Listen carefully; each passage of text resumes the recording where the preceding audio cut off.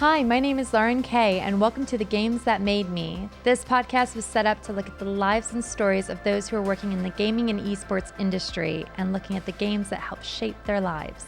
Today we are joined by Mike Ellis, aka Gregan.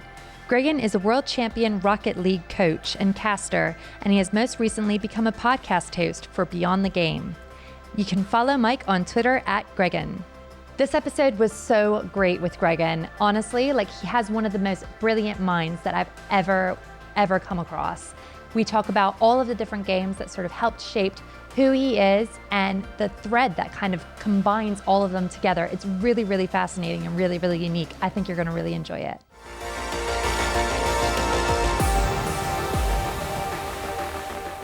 So Gregan, let's talk about where you began in your gamer journey. I mean, Pokemon Heart Gold was something that was very, very special to you. Yeah, I mean, Pokemon has always been one of my favorite games. So I remember my brother got Pokemon Blue as a birthday gift or something, and I ended up just taking it off of him. And Pokemon games are those kind of games you do not share with your siblings. Yeah. One of you has one game, the other one has the other.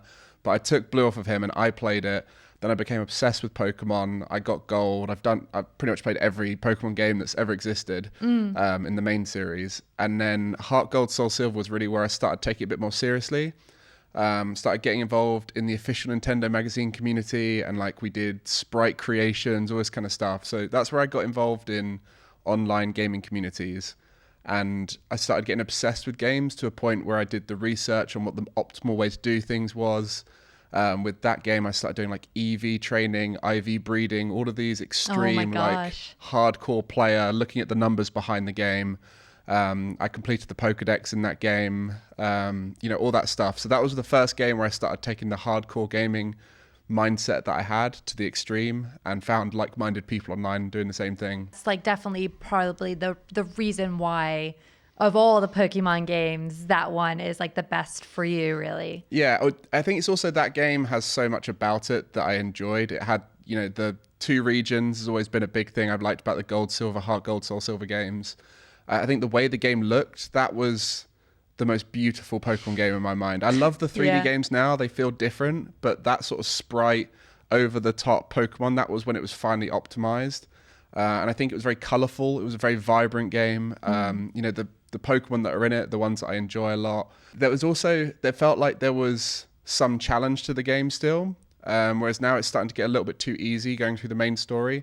But, there's each of those points during the series, the Mill Tank in the third gym, this is so much I have to overcome. And then the Gengar in Morty, all of these different Pokemon along the journey, the Steelix, so hard to beat. I think that's Jasmine, right? Yeah. And so all of the gym leaders actually felt like a challenge.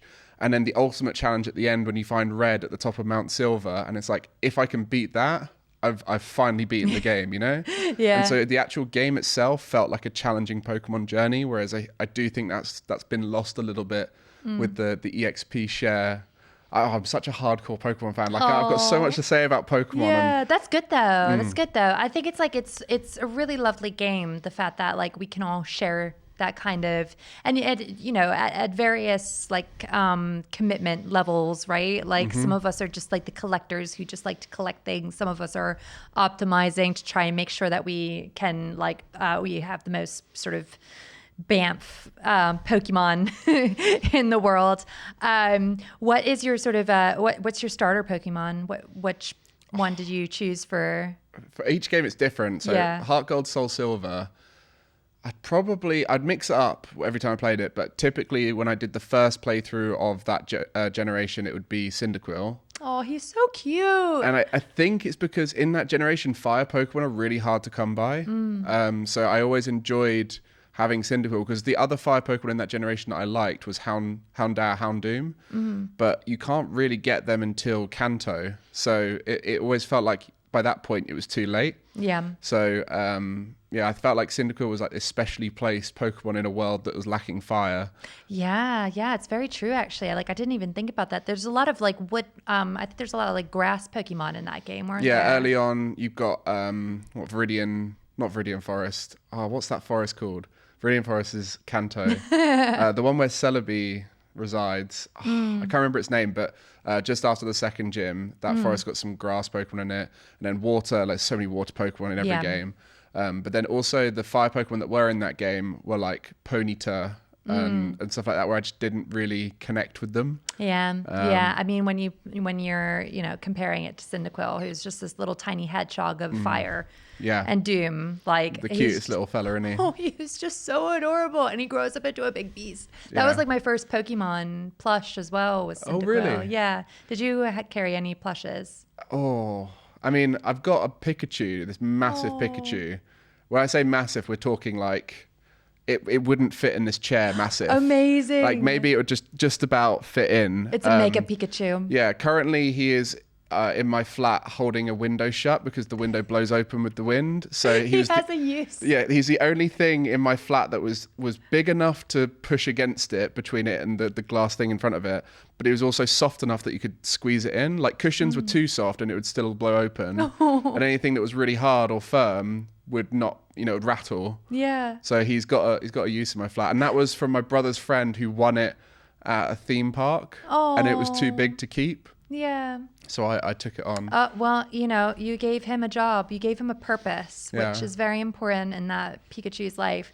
And then, you know, getting back to it with this online communities, because like obviously, you know, back in 2009, online communities were quite new. Like, I don't know about you, but like I was definitely like not always, it wasn't always encouraged in my house to like meet people online. It was very much I had to do it like in secret and be really, you know. What was it like sort of being a part of these communities in 2009?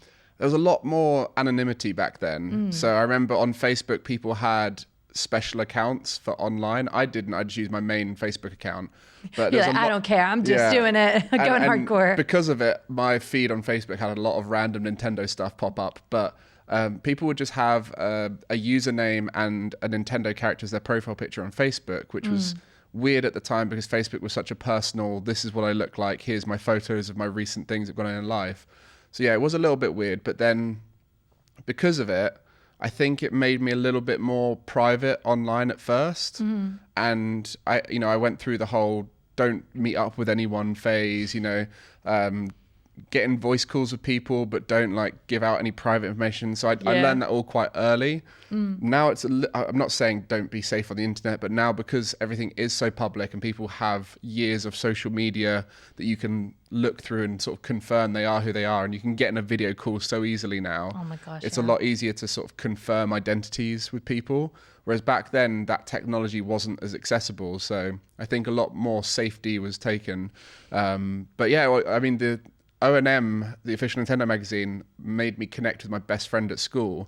Because I featured in one of the magazines with like a little opinion piece where I commented on something on their Facebook. They put it in the magazine and my friend at school saw it and went, do you read this magazine as well? And then we connected over Nintendo stuff. I used to go around his house and play Smash with him.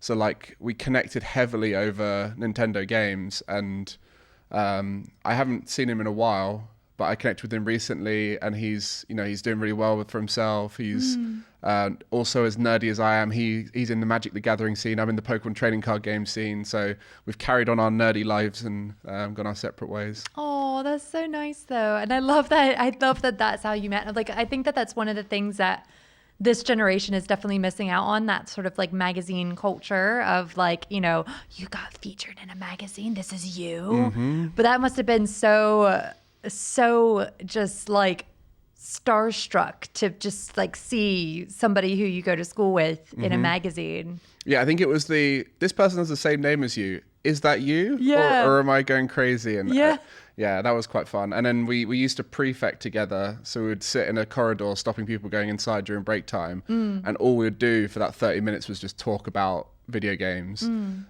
So yeah, I've been quite lucky to meet people early on that allowed me to embrace my nerdy side. And then because of that, I was much more willing to get involved in gaming events, get involved in the Minecraft community, and so on and so on. And Pokemon was kind of to thank for that, but I guess you could say Nintendo games in general was where I started. So like were your parents kind of at the forefront of you becoming into games, because you said about your brother as well having Pokemon Blue, like what was that like? Well, having an inbuilt rival in your brother is good. So yeah. we used to play various games together, like Mario Kart, Smash. We used to play like James Bond Nightfire together. Oh, I love it. And we sort of both had our games we were better than the other one at. And because of it, whenever we were like, hey, do you want to play a game? We'd both be like, you want to play the game I'm better at? Yeah. And we never, I think Mario Kart was probably the closest game. So that was the one we tended to jump on. So that was good. But my brother's gone more towards shooter games, where I went more, I guess, more it's like kid-friendly games, like Nintendo games and stuff like that. But then my parents were always like, get involved in gaming. This is fun. But, keep it in balance. If you want to play a new game, we're not just going to buy it for you. You're going to have to save up for it and all that kind of stuff. So they've encouraged it in a healthy way, which I think was good. But then I think there was some times along my journey with gaming that they were very discouraging of the way I was gaming, which, to be honest, most of the time they were right. I got too into gaming at university to the point where I was not focusing on my studies, especially around the time when I started streaming, because you see a little bit of money coming through that and you start thinking it's your job, and actually all it's doing is paying for your hobby because you're buying new tech with it and so on. Oh my gosh, yeah. So they're like, this isn't your job yet. You're at university, focus on that. And at that time, I think there was a little bit of discouragement around gaming. And then when I started getting into the workplace of gaming and getting offered interviews for stuff and prioritizing that over university, my parents weren't so happy about that. But now my mum's so supportive. She watches Rocket League esports, even now I'm not involved in it as much. Yeah. And she'll be saying, oh, did you see how this team was doing? So yeah, she's definitely got into it a lot more. Yeah. And she's come along to events. She's following all of my close friends in gaming and all this kind of stuff. And sending out little cute messages to people when they're struggling, when someone puts a tweet out being like, oh, I'm really struggling right now with the workload or whatever. My mum will respond and be like, look, it's all right. You'll get through this. So yeah, she's very, very into the gaming stuff now. That's so sweet though. Gregan's mama. Mama Gregan is her Twitter account, I think. Oh, that's so like cute. That. I love that. But yeah, it is a very fair point. Like, I mean, me being a parent myself, I do have that kind of like thing within me, that inner conflict that even though I'm a gamer, I'm also just kind of like, you need to, I want them to have everything, and I want them to have like skills that are going to help them in life, as well as like them being able to enjoy games.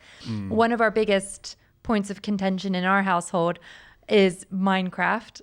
I mean, don't get me wrong, I freaking love the game too, and I completely understand why my child is obsessed with this game. But at the same time, it's a lot. So like, tell me how you sort of got involved with Minecraft initially. So I saw some YouTubers playing it. I think the typical story, someone you watch for other things starts playing Minecraft. You think, oh, that looks fun. I'm going to try that. And you play it the way they play it, because that's the only way you've seen it being played. But then as time went on, I started, again, in the same way I did with Pokemon, obsessing over the behind the scenes, the numbers, how the game actually runs, all the like min-maxing stuff you can do. And so I started getting quite hardcore with it, and I did a bit of building. I wasn't the best builder in the world, but I was doing some building and applied for a few build teams, got rejected by a few. And then the Nox crew were looking for builders. And I found them through a YouTuber who competed in their game show. And I was like, oh, these guys seem really cool. I applied then. Thank goodness I applied when I did, because they were desperate for builders at the time. Oh, cool. And I don't think I would get in a few years afterwards when they started being a little bit more selective with their builders. I just went at the right time. I got on really well with the head builder there, and we used to just build together throughout the evenings. And my speciality with Minecraft was building functionally.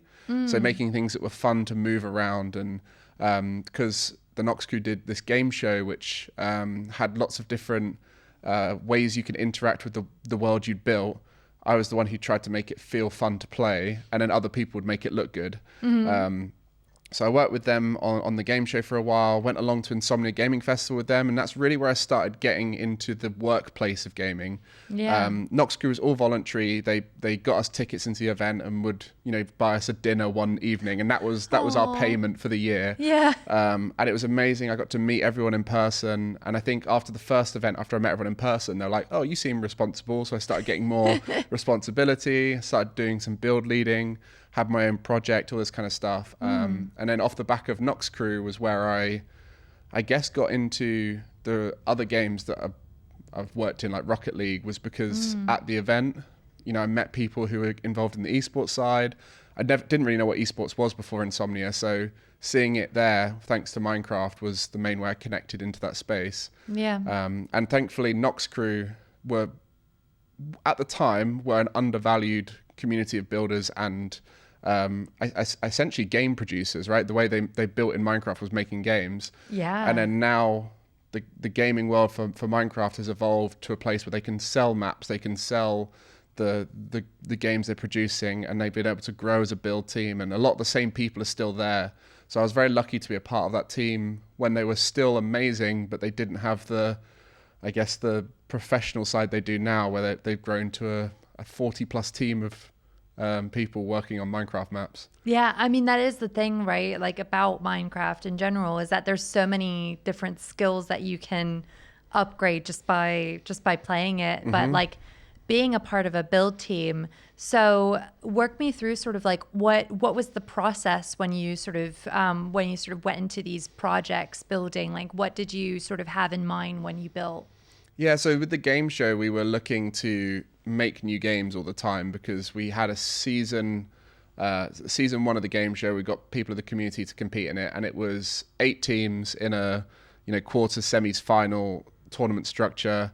So we needed like 20 plus games for this. So we started producing those. We started upgrading old games they'd used in previous game shows and all that kind of stuff. So that was just mass production mindset.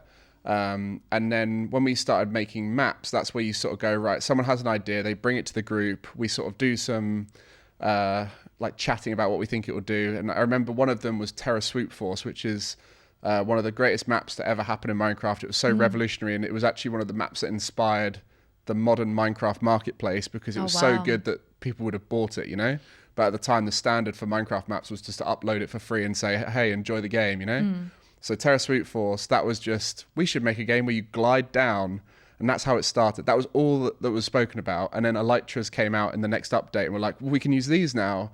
And so the whole process of developing that map was just ideas that then spawned into this, let's create a world around it, let's create lore around it. And, our Redstone person would start developing how it was going to work that way. So, yeah, it kind of just comes from an idea and then spawns into this amazing world that you create. And then when you release it, it's like the packaging of it. We were quite lucky that Noxite, who ran the Nox Crew, studied film, specialized in sound and audio engineering. And then we had his brother, Andre, who was a creative writer and specialized in script writing. We had Avon, who's one of the best Redstone people in the world. Sky was our artist, and she was able to create all these graphics for it and logos. And then Epic Landlord, who was one of our build leaders, he was an amazing musician. So we created the soundtrack. Like, it was just this crazy scenario where everyone had something they could offer to make this amazing product. And we did it all as a passion. So we didn't think about money. Money would have been nice, but we were doing it because we loved it. So the fact that all those people I just mentioned are now able to do it full time is amazing because they deserve to. And they are going to be game developers of the future, Oh my gosh. Starting through Minecraft. Yeah, that's incredible. I mean, yeah, like, there is a lot of discussion about that actually at the moment, like particularly with the Sims, as far as like content creator packs and people charging through like things like Patreon and stuff. And it is interesting because it is legitimately like games development, like, although, yeah, there's that idea of like, it's fun to do it for free. It's fun to be like passionate about it at the end of the day. How cost of living and all that kind of stuff comes into play. But like, it's just incredible the roles that, Minecraft building creates for its players. And that's really, really incredible that you got to be a part of that. Yeah, and it's kind of the entry point into what is now my career with Rocket League was through going to Insomnia's I was quite lucky that my passion at school was science, and public speaking in particular was something I enjoyed doing as well. I used to do a lot of science talks at school and all this kind of stuff. And then when it came to Minecraft, I ran a panel in Summer Gaming Festival. Crazy coincidence was Gregan, who's now one of the biggest YouTubers in Minecraft, was on that panel. That was just before he blew up on YouTube. So I was quite lucky to have these amazing people come together, do a panel. And then off the back of that, Rocket League was at a future event, and 2 of my friends were commentating it, and they're like, "You love Rocket League. Do you want to come and cast the final with us?" So I just sort of randomly did that, and then everyone was like, "Oh, you were able to do that. That was good, Like, you've never done that before? Oh, really? That sounded like you'd done it loads of times." All this kind of support around me to encourage me to do it. Off the back of that, sent an email to someone who was like, "Hey, I'd love to do some commentary," and it all just sort of spiraled from there. So I've been very lucky along my journey, and looking back on it, I was just doing it because I loved it. I was at uni studying, so why would I care about money at this point? I'm from a privileged background where I can rely on just going to uni and spending my spare time doing something I love. So I was in a very fortunate position to just keep pursuing the things I enjoyed for free. Yeah. And I think the timing of it as well was key. Now the gaming industry is full of jobs and people looking to make money, whereas there was that then, but a lot of people were just doing it because they love video games, Oh my gosh, so the timing of it for me was great, because it meant I got involved in a very small grassroots esport with Rocket League that then spawned into be this massive esport that's been professional for about 6-7 years now. So yeah, timing, being in the right place, right time through Minecraft led me to where I am now. Saying yes to things. It's like miracle how much saying yes to certain things will lead you to other things. But let's get on that with Rocket League, because how did you first sort of discover Rocket League? Like how did you get introduced to it? Weirdly, it was some Minecraft YouTubers that I watched, the Mindcrack, who were a SMP back in the day. They were kind of like early innovators of SMPs, and at the time they just did 30-minute episodes where they wouldn't cut. It was like just talking. A lot of them did do editing, but a few of them would just ramble for 30 minutes, which is probably why podcasts are so popular now. But YouTube, you couldn't do that now because you need to have that retention. You have to, oh my gosh, be so fast paced. The attention span of people, you're just like, where are they dropping off? Oh my gosh, it's right there. Okay, we have to do a cut there. Chop it up. But those back in the day, you'd chuck them on a second monitor while you were playing games, and it would be like a podcast. Or anyway, those guys, they played some Rocket League. I watched it. I was like, this is great. And so then within the Nox Crew community, we started playing Rocket League. I don't want to say I had a natural ability for it, but I think I fell in love with it enough that I obsessed over it and started looking into how to improve on it. My sporty mindset background helped me understand the concepts of the game, so I could sort of optimize my movement around the pitch. And then I played a lot of physics-based games, so it felt quite natural for me to drive a car around a space. So I quickly picked it all up, and then I guess from there I just started looking into Rocket League, seeing what was out there. And shortly after that, Insomnia, where I casted in the final there, I met up with James Bott, who's now one of the RLCS casters in TeamSpeak. After sending him an email being like, hey, look, I'd love to cast some stuff. He introduced me to people who were organizing stuff at the time. And the craziest thing was the first pro I ever met was the best in the world at the time. So we were in a call talking about casting some stuff, and then they went, oh, do you want to pop into General then? And I was like, sure, but Kronovi's in there. Yeah. And at the time, Kronovi was this god of Rocket League. Like, no one was anywhere near as good as him. Yeah. Because he played the prequel and all this kind of stuff. He was the only full-time pro at the time, which is why no one was in General, because all the other people were at school or working their job. He was the only one who all day would just play Rocket League. So we pop into General, and he was so lovely, so friendly. And then that evening, all the other pros would pop on and we'd do some private lobbies. And it was like, this is how I'm starting here. I just got chucked in the deep end with the American community. And then I just, like you said yes to everything. They were like, hey, can you cast this event? Sure, I'll do it. Hey, can you cast this event? Yeah, I'll do it. And I remember doing like 20 plus hours a week of voluntary casting. Yeah. And then it got to a point where the community starts going, who's casting today? Oh, it's Gregan. Yeah. Yeah. And that's when you start going, okay, I can start doing this. This could be something I could do long term, and then a little bit of money would pop up here and there. cast at Insomnia, the next event, and you're like, oh wow, I get a few £100 for a weekend. That's amazing. And so it was just that sort of experience of going in at the deep end, just saying yes to everything, volunteering for too many hours. And that's when my uni started to drop off a bit, and had to take a leave of absence, all this kind of stuff. But it was just saying yes to everything, really, like you said. Yeah, no, it's really lovely. And I think like one common thread that's kind of carried you throughout this is your love for sort of like analytics, your love of like figuring things out and like trying to identify like the puzzle, the solution of the games that you're playing. Sort of, you know, what is it about like sort of dissecting games that like really, really, really just interests you so much? I guess I've always been a bit of a problem solver. That's always been something I've been fascinated by. I was very academic at school, loved chemistry, loved maths, all of those kind of subjects where you get presented with a problem and they say, based off of what you know, how can you solve this? And I used to love doing things like the I think it was called Pink Kangaroo, which was a maths challenge put on by like Cambridge, where the top maths students in the country would take on maths challenges that they should in theory be able to work out with what they know, but most people wouldn't be able to do them. Yeah. And then doing those, I used to love getting onto the next stage, and then Chemistry Olympiad, which was a really tough chemistry exam paper essentially. And I did that because I loved doing it, right? I chose to spend my lunch break doing the Chemistry Olympiad. And it was one of those papers where most people would get like 40%. It was crazy. And I remember getting a gold in it, which was like 65% or more, and getting second in my school. And I was like, I love this. This is something I want to do for my career. And that's where I went towards medicine. Yeah. And I thought that was going to be my journey, was to be a scientist in that way. But then when it came to gaming, I just found it fascinating. There was this stuff that no one knew about behind the scenes. And like I said, it started with Pokemon. In fact, I remember we did talks in my form group to get us prepped for public speaking and everything. Our tutor forced us to all do a talk. My talk was the maths of Pokemon, and I taught everyone about, you know, how catch rates worked, how damage was calculated in the game, and all this kind of thing. And so I've always just been fascinated by what's going on behind the game.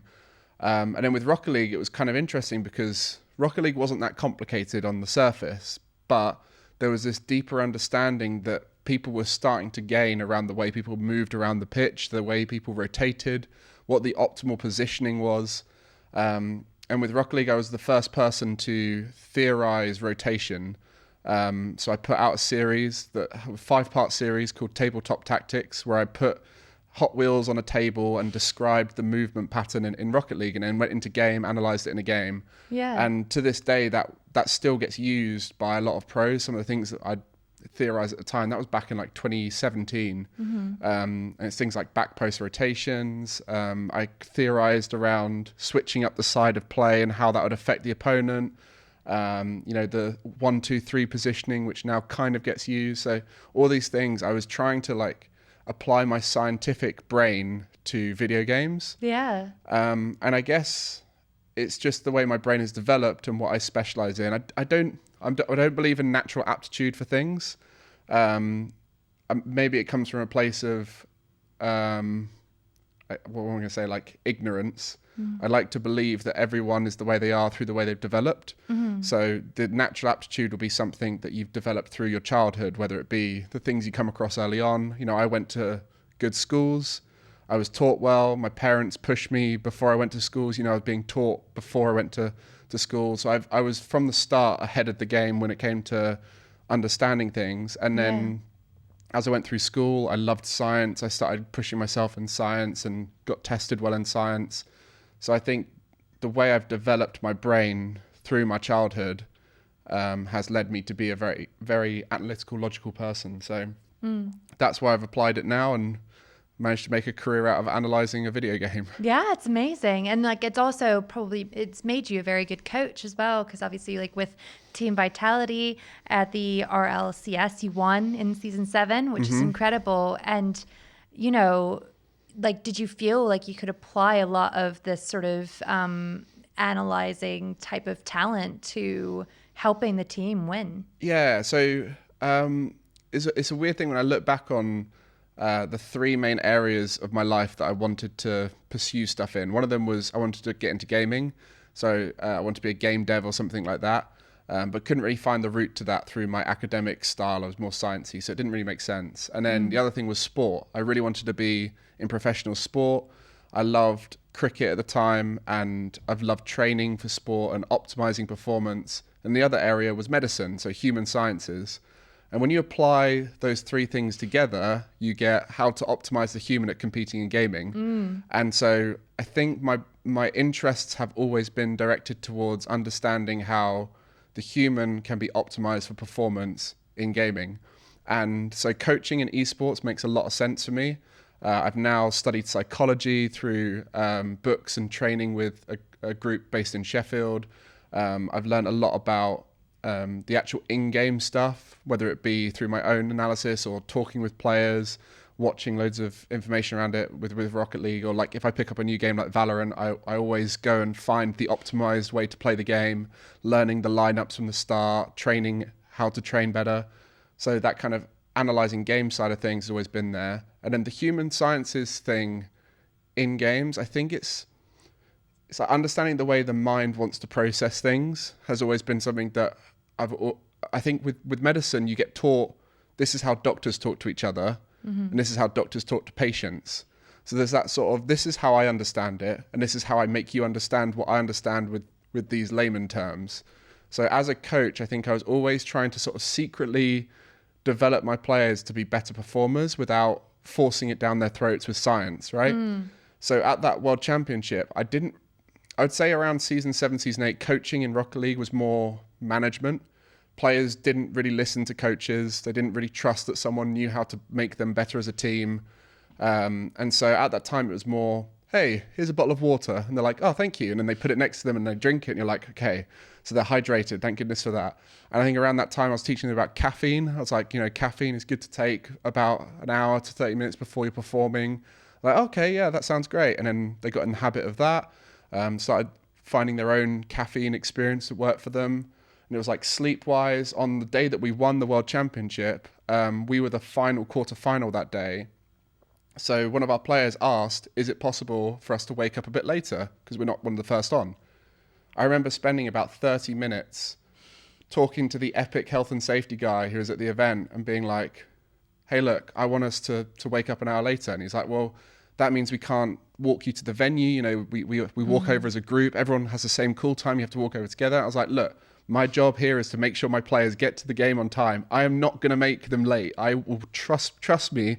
This is my job. And he was like, okay, because we trust you, we'll let you do that. And that day we walked over an hour later. The players were way more refreshed and all this kind of stuff. So it was like, it was more management side that I think helped us win that, was the being a bit more forceful with the tournament organisers about what was best for the players, always asking when's food, where's the water, telling the players stupid stuff like go to the bathroom before you go on stage. Yeah. It's really silly stuff like that. And like I taught them about soapy hand washes.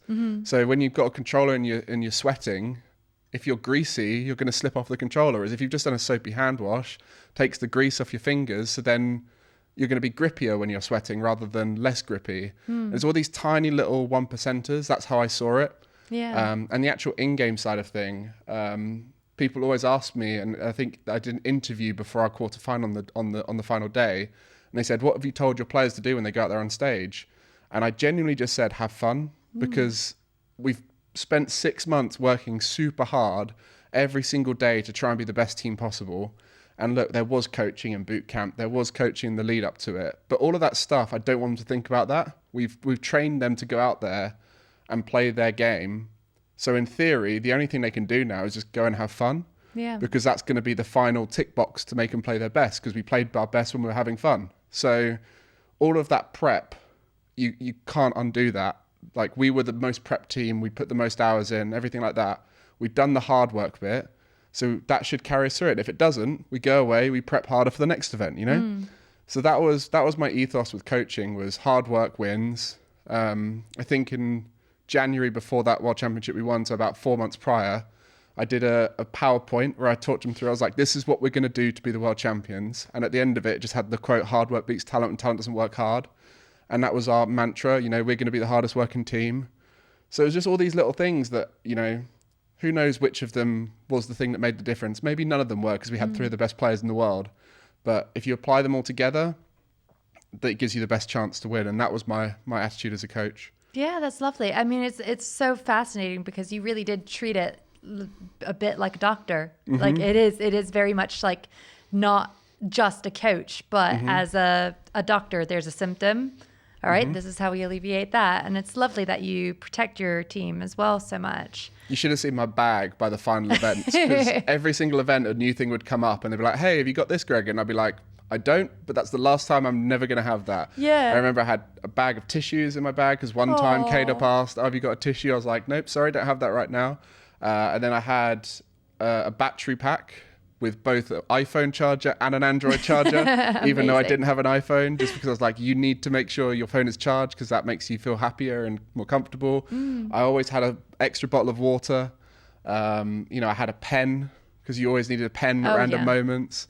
It was just like everything was in my bag was like a box of tricks of stuff that they've asked for in the past I didn't have, and then was like, I'm going to make sure I get that for you. Yeah. And yeah, I think I even had glasses cleaners in there, because one of them wore glasses, you know? Yeah. So everything. Just everything that they could possibly need, that they were prepared and they're comfortable and happy. And yeah, I really love that. And like, do you have any advice for somebody who's considering coaching? I think understanding that it's a skill as much as anything else. A friend of mine just got into coaching recently, and they were saying to me, oh, I feel like I could have done more, because I listened to them coaching a team, and I felt like I could have done more. And I was like, you probably could have. But at this stage, you tried your best. You gave it everything you could. In the same way you'd ask of your players, hey, try your best, do everything you can. And there is a point where what you know at that point isn't enough. And so you go away, you become better, you become a better coach. And even, you know, I'm probably coaching now for 12 years, because I coached sport when I was at school. You know, I was coaching cricket when I was 15. You know, I was coaching music and various other sports. I've done fitness coaching. I've done all sorts of coaching. Every single one of them, you learn something new. And every time I take on a new coaching job, I learn new stuff. And I'm like, oh, why didn't I think of that before? Why didn't I do that before? And you see other coaches do stuff. And I went to the esports awards, and I spent about 10 hours with Mew, who's the most recent world champion coach. And me and him were just chatting about our methodologies, and we were bouncing back and forth. I was like, oh, do you do this? Do you do that? That's amazing. That's a great idea. Oh, I hadn't thought of that. And then off the back of that, we're now going to be better coaches, because we've learned from each other. So I think the advice is, just because you're a coach doesn't mean you've stopped learning. Like coaches learn as much as competitors do. And so if you feel like you underperformed, that's fine, because you'll get better and you'll be a better person next time. Yeah, definitely. And I mean, like, with that as well, it's just, you know, oh, I lost my train of thought with that. Oh, no. But yeah, with that as well, like, do you feel like the things that you've learned from something like Rocket League, you can apply to other esports games as well? Because, like, it seems like there's a very common thread, like, throughout of this problem solving. Yeah, I think so. This is something I'm interested to do in the future, because, you know, Rocket League won't necessarily last forever, and maybe it will. And if it will, then I'm a very lucky person, because a lot of other esports have not lasted forever. But at various points during my journey, I have almost gone and worked in other games. At one point, I was close to working with the League of Legends team, but from a purely performance background, nothing related to the game at all. I've spoken to some organizations about a performance-based role, so something that's more about the human side and less about the game. I think it's possible, and I think a lot of coaches have had success when they've switched games. Like Mew, who I was just mentioning, he came and coached the Rocket League team, having never worked in Rocket League before, and he had such a good effect on that team because he'd worked in other games, and he saw the game as, I don't want to say secondary to the person, but like having a person who's more functional is going to make them better at the game. Most pro players know how to play the game. And in particular with Rocket League, which is less tactical than other games, you don't need that tactical side of coaching. So you just need to make your human being as optimized as possible. So because of that, I do believe I could go over to other games and apply it there. And I think the best coaches probably could. But then when it comes down to League of Legends, Valorant, you know, these more tactical games where 5 people have to synergize perfectly around their characters and abilities, you know, I couldn't do that side of coaching, and I wouldn't want myself to be the person a team relied on for that, because that wouldn't be fair on them. And I think there would be someone out there who's much better at that job. And I think that's the key, is finding the performance role that suits you best. And it's getting harder and harder as there's more people who are retiring as professional players and going, oh, what do I do now? I guess I'll become a coach then. And then that means there's way more coaches out there. It kind of gets a bit muddied as who's actually a good coach, who's not, because you never really see the coach's effect fully unless they do well. And sometimes it's, not because of the coach. It can be just because the players are really good, Yeah. Or maybe another part of the performance team is doing that work. So it can get really hard to know who's good at coaching and not in esports, because there's no course out there. There's no like coaching degree or coaching. The sport system has multiple levels of coaching training, and they have people come and shadow you and give you advice. And there's coaches who coach coaches, and all that stuff is quite new in esports. So we're still kind of learning what is the best way to coach. Yeah, no, definitely. Maybe you can be that. You can be that torch. The coach's coach. Yeah, I have done some coaching consultancy where I've helped coaches out. Yeah. And weirdly, it's very easy to help another coach out because everyone has different ways of seeing the game and seeing the coaching style. So just having a different idea can come in and help them redirect the energy. And a lot of the time, and this is the same thing with this is something I learned from personal training. I did a personal trainer course at one point, and they're telling you how no matter how good your 6-week block is, if you do that same 6-week block the next 6 weeks, it's going to become boring, and it's not going to make it interesting for the person doing it. It's probably going to make their gains slower because they're going to be doing the same things over and over again. So you have to mix things up, because that way it mixes up the strains on your body. And so with coaching in esports, what a lot of people do is they just turn up every day, do the same stuff, and then they don't mix things up. They don't provide a different style. They don't come in and say, let's do a video review today and do it differently. Rather than me doing it, you're doing it. Something like that, Yeah. Or like, I've even had scrims where I've deliberately not turned up to make them, like, what happens if on a performance day that I can't be there? Yeah. Like, what do they do then? And it's like, okay, well, today I can't turn up. Good luck, guys. Do you go in disguise? It's just like a little detective's hat and pipe. I get like a manager to turn up and be like, feedback to me how it goes. Tell me how it goes. And then obviously you can line that up with, okay, I'm actually not available today. So this is a test and a convenience thing. But because that happened a lot in sport. They did things like, for the swimming team, they snapped all their goggles. Oh, there's so many crafty things. Our one in high school, they all used to shave their heads. So they come in, and it was so fun because, the boys probably loved it because all of us girls were just like, ooh, your head feels really nice. And that's what they always used to shave to try and optimize that. And it's some of those things you just never think of unless someone tells you. That's why coaching exists. Yeah, exactly. So moving on to something that's a bit more like a bit more fun, not fun, but like a bit more, let's say, like non-serious. Okay. Among Us. So lying and manipulating my friends. Yes. Yep. I went through that. Yeah. Exactly.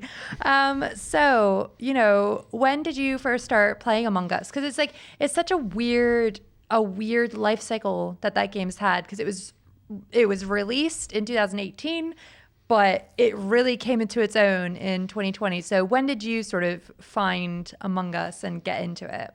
I played it with friends, classic, we had a lot of fun with it. And I'd played a few imposter style games before, and I used to love being the one who would manipulate people. To be honest, it's because I played Trouble in Terrorist Town, which was a shooter-based game, and I had terrible shooting mechanics at the time. So I would just rely on getting to a stage where I didn't need to shoot. And so I used my manipulation skills, and then would go, right, you two, it's one of you two, all right, shoot the other one, and then we'll know who it is. So then they would shoot each other and be like, hang on a minute, and then I would win the game. And so that was my style of playing it. It's that analytical mind again. Yeah, and so you'd set up scenarios, you'd create these impossible scenarios where it couldn't possibly be you and all this kind of stuff. And that sort of applied quite nicely into Among Us. So I played with some friends, and actually Stumpy and Cole. They were two of my good friends from Rocket League, casters. We played a bit with them. And Cole absolutely hated playing it because he could never remember any colours and stuff. Stumpy was very easy to read if you knew him. And they hated the way I played because, you know, like I said, I'm very logical. I can tell who's who and everything like that. So I got quite good at it. And then Stumpy, through his Yogscast connections, got invited to Sips's lobbies. And Sips, big Yogscast streamer, YouTuber, he was gathering this European group to play in the mornings, because at the time there were all these lobbies in the evenings with American content creators. So we were the morning lobby, and quite early on I got involved in that, some of the earlier lobbies, and it just grew and grew and grew and grew, and it became the morning lobby. So 11 to 2 every single day you'd see Among Us on Twitch, and that was the biggest lobby on Twitch, and I would be in it every other day or so.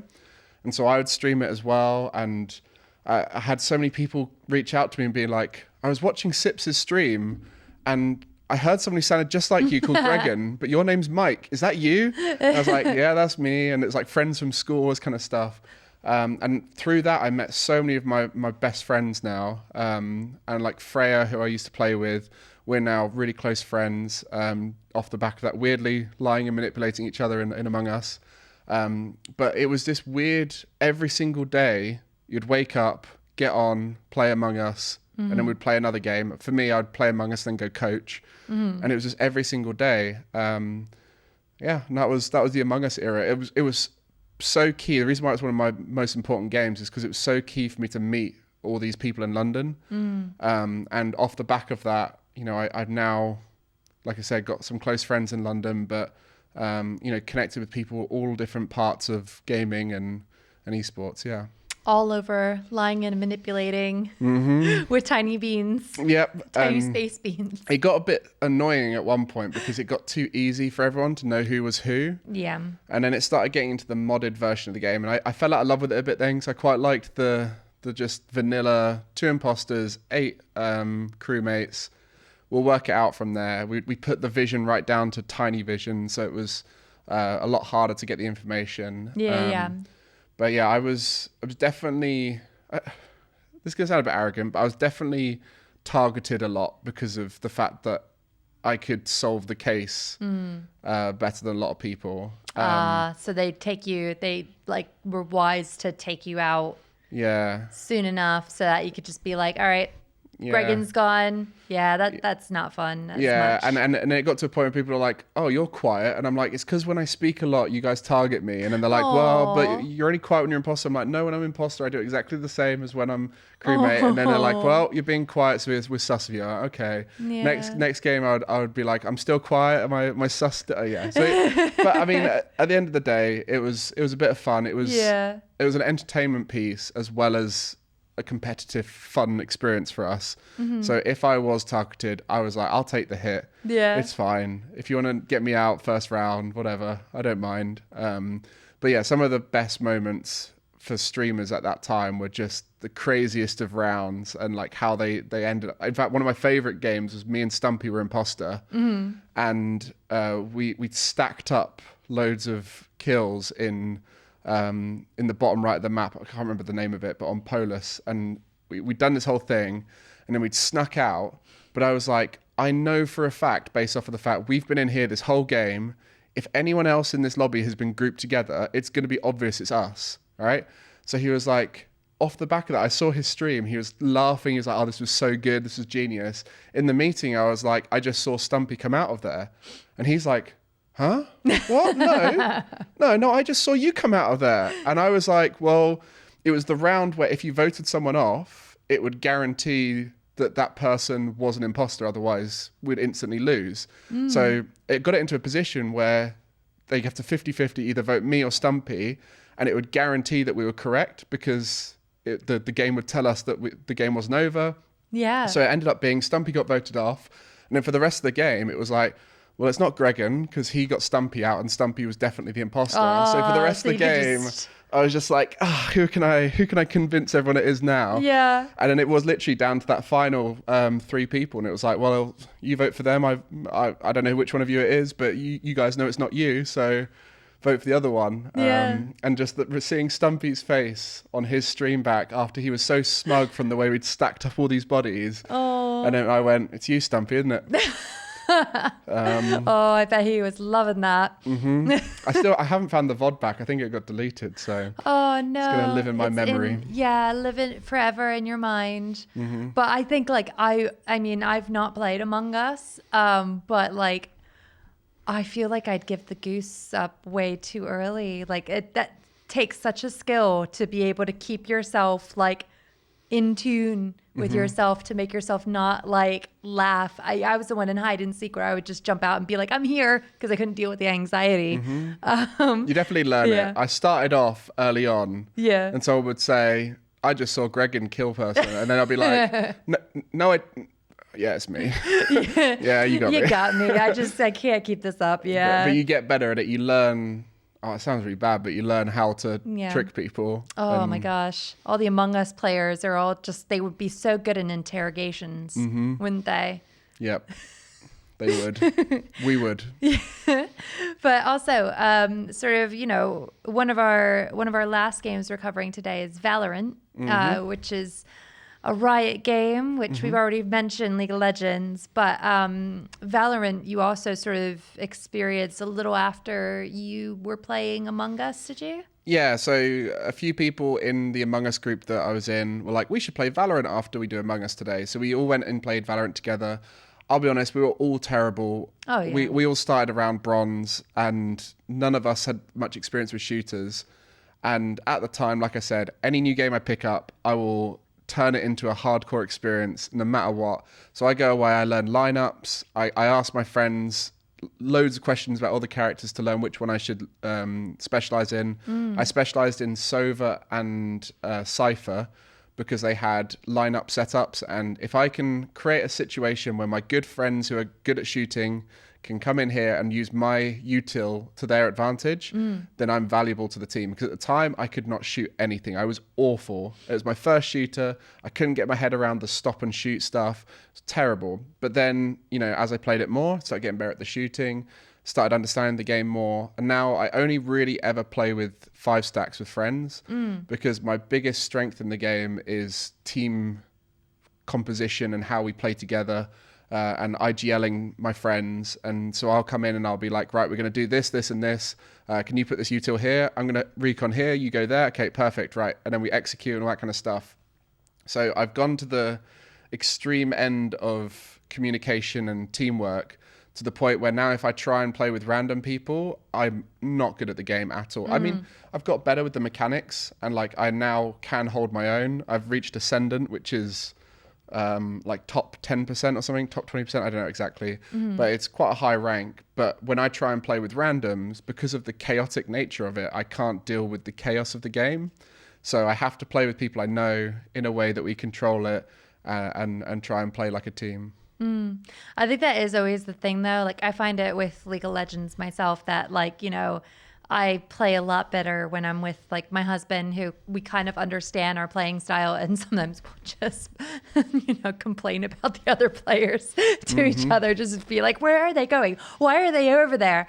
So I can definitely empathize with that idea of like, you know, why are they? Because some people do play pure chaos. Like it's just, they literally just go in and guns blazing and there's no thought process. It's just, let's just go. And, you know, yeah, it can be really difficult to sort of keep your level up. I think the problem I have is the way I see games is through space and advantage, disadvantage, and like on a much more theoretical level. And there is a point in Valorant where if you've got good aim and you've got good movement, you don't need utility. You can just go in and do stuff. But if the other team is good, they will punish you for that because utility can create advantage situations. So the way I see the game is I look at a map and I can see where everyone is, and I can see how the util would create advantage in different places. And like I said, I play characters with lineup, so I can create a recon that gives us maybe a free kill where we literally haven't even seen them. You know, we can shoot them through a wall, or someone can peek around the corner as they are glowing so they know where they are. So those kind of situations, I don't get many of the kills a lot of the time. I just create an environment where my teammates can. Yeah. But the moment you play with a random person, especially on European servers, not everyone speaks English, and you tell them, I'm going to do this, they don't necessarily work off that well. So And then they're just like, why don't you have all your kills? Like, how dare you? You know? Yeah. And it's like, because I'm like kind of a support. Like I'm helping to make the team great. I'm not necessarily there to like get a million kills and that kind of thing. But that's amazing. And then, you know, with that, with your experience with previous esports titles like Rocket League, like, do you feel like there was a lot that you could bring in? Because you said before about how other players would bring their experience with other games into the thing. Did you feel like you could bring something from Rocket League into your work with Valorant? Maybe. I think the biggest thing is when you get good at learning, you can learn new things quicker. So, you know, I went and found YouTube tutorials. I watched other people. I don't just watch other people for entertainment. I analyze other people. Yeah. So if I'm watching someone else play, I'll be picking stuff up. And I watch a lot of the pro games and breaking down the way things work. You know, I'm friends with a lot of the casters, so I chat with them about the logical side of it. And I think that's been the way my brain has worked. I can't just sit and watch a game without thinking, how could you optimize this? Yeah. So thinking up strats, thinking up the synergy of different characters, seeing what the pro players are playing. It's just, I don't know, I just find great satisfaction out of understanding things on a level that other people don't. Yeah.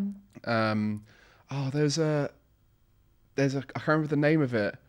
It's like two scientists, and they spoke about this idea that experts know so much that they know stuff that you don't know exists. And so with games, that's sort of where I've got to in a lot of games. I've got to a stage where I've learnt stuff that the average person who plays that game doesn't even know exists. And that's, I'm going to have to look it up. Yeah. Because it's really bugging me. But yeah, that's sort of where I'm at with Valorant now, where when I play with my friends, I will essentially lead the team in a way that they don't fully understand why, but if they just trust and listen, then it seems to work. And I guess that's again where you play with the right people who trust you, then it'll work out that way. But yeah, it's bugging me. It's a really cool. See, I love all this stuff, like the theory of it. Let's see if I can find it. So it's called the Dunning-Kruger effect? The Dunning-Kruger effect. So it's an interesting phenomenon because it also applies to people's mindset about stuff. So if you let's just use an example like a maths test at school. So you have, let's say, the top 10% of people, they know they're good at it because they know they're the top 10%. So they know what they can know and they know what they're going to have to know, right? So they go in, they've got confidence because they're right at the top. And then you go down a bit and you've got the sort of top 40% of people, say, they're going to be like, oh, I know what I should know and I know I don't know it yet. So therefore they don't think they're as good as they are, so they rate themselves as below average. So they'll look at that test and be like, I know how hard this is going to be, so therefore I'm going to struggle in it. Then when you start going lower down, you've got the people who don't know that they don't know this stuff yet, so they're the people at the bottom end who are below average, but they think they're above average because they're unaware of what they don't know. And so with the Dunning-Kruger, I've always been wanting to push into the realm of I want to know what I can know.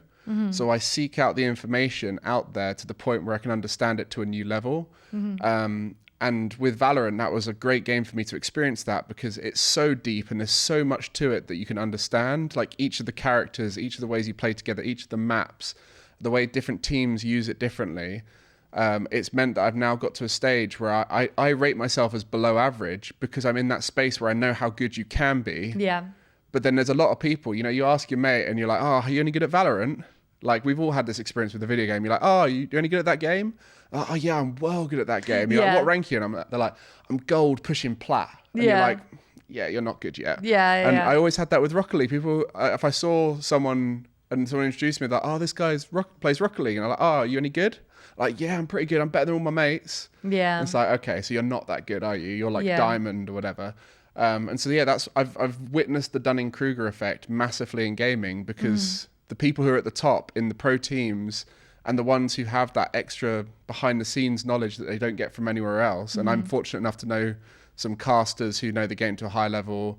And, you know, I've spoken to some coaches and things like that, and I watch a lot of their content. You take in this information to the point where you know the world is bigger than it was before. Yeah, no, definitely. It's why it's always the platinum. We always say like the platinum is the most toxic crew because they're always filled with people who are in that sort of realm of they don't know what they don't know, and they'll blame everybody else Exactly for their problems. Yeah, and they think they're better than they are. They think they should be higher, but they're unaware of what they're not good at yet. Yeah, exactly. Yeah. It's an interesting conundrum. But I'm going to have to look more into that because that's really fascinating. And then, you know, moving on from that, sort of talking about your own content, because you have your own podcast as well, which is really amazing, Beyond the Games. And you've had some really, really incredible people on so far. Do you want to talk a bit about like what inspired you to create this podcast and what it's about, really? Yeah, I've wanted to do a podcast for a while. For a while, I just wanted to do like a chat showy podcast. But then, like, the way my brain works, the way I want to talk about stuff, I think it would have been a bit derailed and would have got too deep on topics. So I thought, you know what, the kind of Diary of a CEO podcast, I saw that massively influenced by that, and also just seeing a lot of interview content in gaming and esports being very superficial. You know, there's a lot of interviews with people where they just ask the same questions. They don't get into the deeper side of things. They don't have the time to get into the deeper side of things. And I knew a lot of people who I chatted to behind the scenes who had challenges, they had struggles, they thought on a deeper level that people didn't fully understand yet. And I wanted to create a place where they could talk about that stuff, and also for me to learn from them and understand the world more deeply. And because of it, I thought I'll start with trying to get as many different people from gaming or who've been influenced by gaming into a studio, release weekly, and have chats about their journey, how they got there, their challenges, especially a lot around mental health, around the parasocial world that we live in now, speaking about the ups and downs of competing in esports. You know, a lot of people have spoken about imposter syndrome because it does happen quite a lot in gaming, because it does feel like we shouldn't be doing this for a living. And so all those kind of topic areas, and been very fortunate throughout my time in gaming to meet people from all sorts of places. In fact, a lot of my guests are from my Among Us lobbies. I won't lie to you. There you go. I've had about 7 now, 8 maybe. From ride or die. Yeah, and it's like, hi, I met you through lying and manipulating you. Now we're here chatting on a deeper level. That's lovely though. That's what it's all been about. And you know, I think the quality of the guest is really important to me, but I'm starting to realize that the lessons from each of the individuals is starting to become more important to me. As much as we all want to have the biggest podcast in the world, and that is one of the goals, is to have the biggest podcast in gaming, to me, I think it's more important that the regular listeners and myself learn these deeper lessons. And so I'm trying to get people who've got really interesting stories now, as well as bigger names, to come in and sort of share their story as well. So yeah, Beyond the Game's going well. So many, like, honestly, it's one of those projects where I've got such big plans for it, and I just hope that it can keep going to that point. You know, I want to travel around the world to events and do podcasts from events, meet people from all parts of the world, not just from London. Do little like mini documentary videos. We've just released one of what content creators get up to at gaming events, and the next one's going to be around how students are making money gaming at university. You know, so those kind of stories which people just aren't aware are happening, and present them in a neutral, logical way.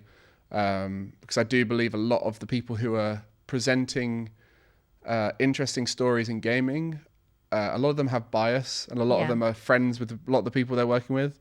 And even though I'm friends with a lot of the people I'm working with, I don't want to be that person who comes in and just panders to their story, what they want to show. I want to explore the thing that in my mind is most interesting. And so I will ask some tougher questions, and it will make some people uncomfortable. And I think that's important, to bring out the most good for the most people. It's going again into the analyzing. It's like you need to problem solve, and obviously, like, this is something that you're solving. This is a puzzle that you're solving about the games industry and people in it, which is really cool. And then, you know, with that as well, is there a particular lesson that you've learned so far? Like, what's been one of the one of the sort of most interesting takeaways so far from the podcast that you've done? That's a good question because there's been so many. Yeah.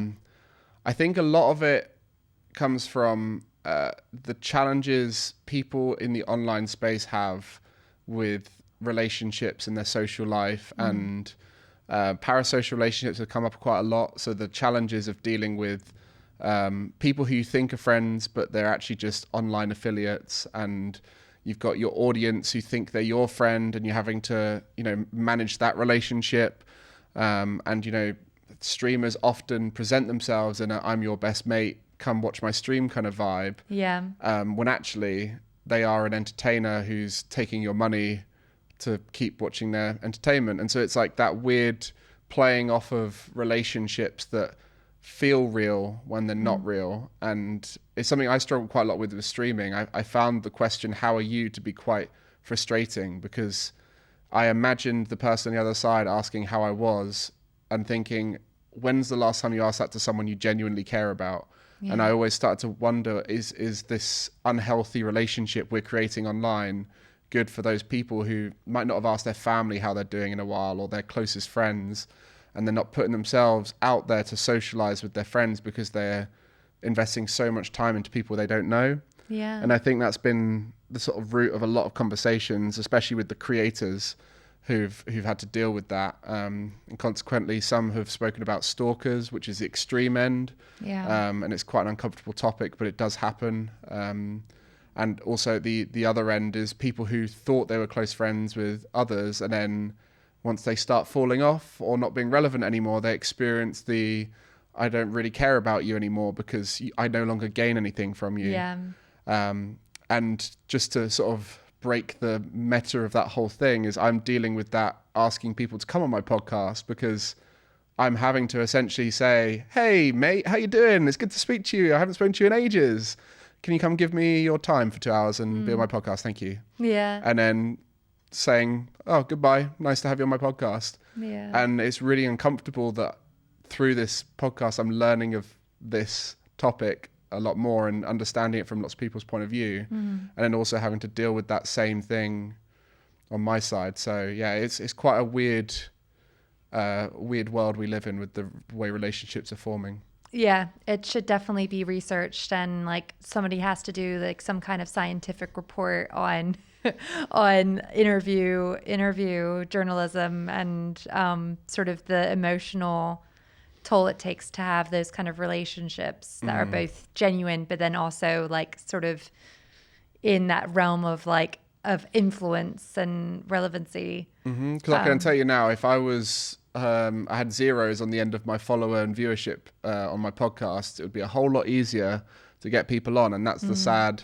truth of it, is your numbers linked to your name dictate how easy it is for you to form a relationship with someone. And that's the world that we live in. I think now, one thing I've noticed back when I had a verification tick on Twitter, that got me so many things. Yeah. You follow people and they follow back instantly because they see someone who's verified following them. Yeah. Now that's all been muddied a little bit with what's going on Twitter at the moment. And so it is weird how all of these little things, like how many followers you have, verification ticks. Like I go in a Twitch chat, I send a message, I've got a little purple tick. I get red, no one else does. And it's weird because I'm on the side where I've got the power to gain those relationships easier, but then equally there's a lot of people who want to gain relationships with me and might not even know why, just because that's what this world we live in now, the online hierarchy, is making people do. And it's only now that I'm analyzing my relationships with people who are bigger or have so many connections that they struggle to deal with it, that I'm seeing that uncomfortable chase of friendship and going, actually, this is just, this is a work thing. If I work with them, I work with them. If I don't, it's fine. We move on. Yeah. And sort of trying to take the emotional side out of it rather than feeling down when they say no, just being like, that's just how the world works. Yeah. Yeah, definitely. And, reviewing all of these games that you've shared with us today, Pokemon Heart Gold, Minecraft, Rocket League, Among Us, and Valorant, sort of putting them all together, what do you feel they say the most about you as a person and you as a gamer? Good question. I think the way I look at those is like chapters. Weirdly, Rocket League has overlapped with all of the last 4. Actually, I guess I feel they all have, honestly, Yeah. because Minecraft, it just seemed to be it all just fed from into the thing to next thing. thing. Like even Pokemon Heart Gold, to a degree, introduced you into the online scene Yeah. and gave you that confidence. Yeah, And I then, guess it went. They're just chapters, right? Like Yeah, it's Pokemon, then amazing. Minecraft, then Rocket League. I would say Valorant. I don't know where it's going. We're still in that chapter now. I'm still meeting amazing people through it. I've made good connections. I'd love to work in Valorant at some point. Pokemon has weirdly gone full cycle. I now work in the TCG, so I commentate Pokemon trading card game. So that's sort of like a weird full cycle thing where if you told me as a kid you'd work in Pokemon one day, I would have blown my mind. yeah, I saw the winner as well. Oh my gosh, the they're little dance so in the cute. I love juniors. them so much. Yeah. Meanwhile, the Masters, which is what I generally work in, they all just sort of take a deep breath and go, "Thank goodness for that. It's over." But no, it's amazing. Like all of the games, I've been very fortunate to grow them beyond just a hobby. You know, I think most average people would play a game, enjoy it, and I'm lucky all 5 of those has led me to some kind of career step. And yeah, I'm forever thankful for it, but there is always going to be that I want more. And right now, I'm struggling a little bit with it all, but then, you know, there's always something around the corner. Who knows what the 6th chapter is going to be after Oh my Valorant. gosh, yeah. And with somebody of your talent as well, you know, like there should always be a place for someone like you to be able to see and analyze things, because that way of looking at games is very important. You know? There's one thing's for sure. If I see a new game and I like it, I will understand it to a level that that's incredible. is unhealthy sometimes, to the point You where should be like a games librarian. Like I can see you like in a sort of like one of those huge offices with like your incredible cloaks, and it's like, you want to know about this game? Yeah. You need to come in. Somehow turning it into like a chemistry lab with pipettes. And Yes. be like, I'm just solving the next problem in this game. We'll start This should testing. totally be a thing. I mean, I think one of the things I'd love to do is test humans, because That's gonna be a thing. we're getting close. Like we've done stuff. We have studied stuff. Yeah. And with my medical background, I was hoping that would be something I'd be able to do. Yeah. I'd love to see the effect of different things on humans and their performance in gaming. We barely understand the way the brain interacts with video games. Like proprioception. God, sorry, I'm about to nerd out. Proprioception is one of the coolest things about the human body that we don't understand. So it's our body's ability to understand where it is in space and time. So, you know, like when you're walking around, you don't look at your feet to see where they step. You just sort of know where your feet are.